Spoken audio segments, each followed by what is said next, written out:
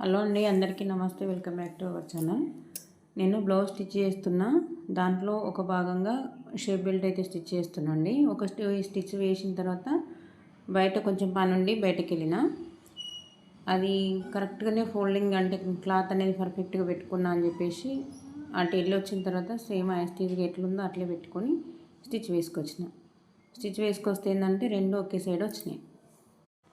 ఇట్లా రెండు ఒకే సైడ్ వచ్చినప్పుడు ఎటువంటి కన్ఫ్యూజన్ లేకుండా ఒక పార్ట్ ఏమో మనకి క్రాస్గా ఉన్నది మన సైడ్ చూస్తుంది, ఇంకొక పార్ట్ ఏమో ఆపోజిట్లో చూస్తుంది. ఇట్లా వచ్చినప్పుడు చిన్న ప్రాసెస్ అండి, ఈజీ ప్రాసెస్లో చెప్తున్నా. మెయిన్ ఫ్యాబ్రిక్ పైన లైనింగ్ పార్ట్ అనేది ఆపోజిట్లో పెట్టి స్టిచ్ చేయండి, పర్ఫెక్ట్గా వస్తుంది. నేను స్టిచ్ వేసి చూపిస్తూ చూడండి.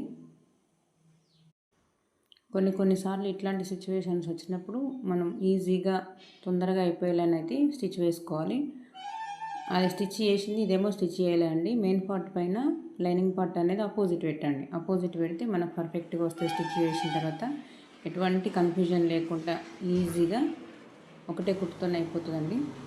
ఇలా పెట్టుకున్నాను కదా. ఇప్పుడు నేను వీడియో నచ్చితే లైక్ చేయండి, మరి స్టిచ్ వేసుకున్నా సబ్స్క్రైబ్ యాస్టీజ్గా సేమ్ దానిలోకి కన్ఫ్యూజన్ లేకుండా చాలా వరకు బిగినర్స్కి ఎవరికైనా ఆపోజిట్గా పెట్టుకుంటే సరిపోతుందండి. చిన్నదిగా బిగినర్స్కి చాలా బాగా వీడియో నచ్చితే లైక్ వీడియో షేర్ చేస్తున్నాను. థ్యాంక్ యూ అండి. మరిన్ని వీడియోస్ కోసం మన ఛానల్ని సబ్స్క్రైబ్ చేసుకోండి. థ్యాంక్ యూ అండి.